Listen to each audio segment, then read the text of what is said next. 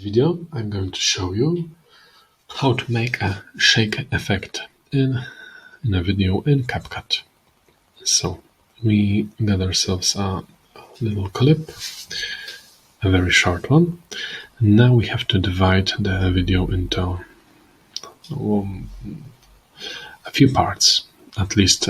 So we'll make 3 for now. So we have 3 parts. They're not equal because they don't have to be.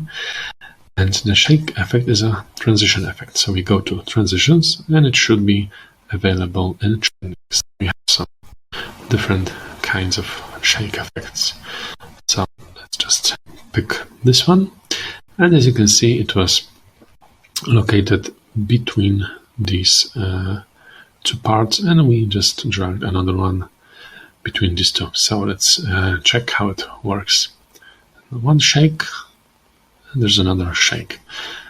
So this is pretty much how it works. These are variations of this shake effect. Let's look for the for the standard one.